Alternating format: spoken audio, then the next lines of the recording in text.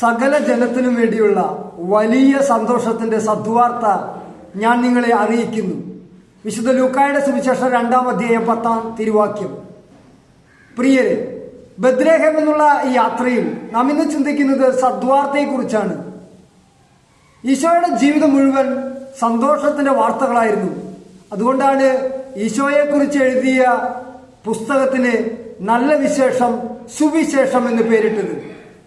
എന്നാൽ തിന്മയുടെ ശക്തികൾക്ക് ഈ നല്ല വർത്തമാനങ്ങൾ പോലും ഭയപ്പാടുളവാക്കുന്നുണ്ട്.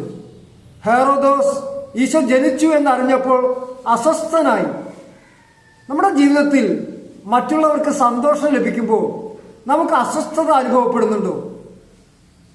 എങ്കിൽ ഈ പിറവി തിരുനാളിനോടനുബന്ധിച്ച് നാം വിവിധ ധ്യാനങ്ങളിലെല്ലാം പങ്കെടുക്കുമ്പോൾ, നമ്മൾ വിവിധ ശുശ്രൂഷകളിലായിരിക്കുമ്പോൾ ചിന്തിക്കേണ്ടത് ഇതാണ്: അപരന്റെ സന്തോഷത്തിൽ ഉള്ളു തുറന്ന് ആനന്ദിക്കാൻ എനിക്ക് കഴിയുന്നുണ്ടെങ്കിൽ മാത്രമേ ഉണ്ണി എൻ്റെ ഹൃദയത്തിൽ പിറക്കുകയുള്ളൂ.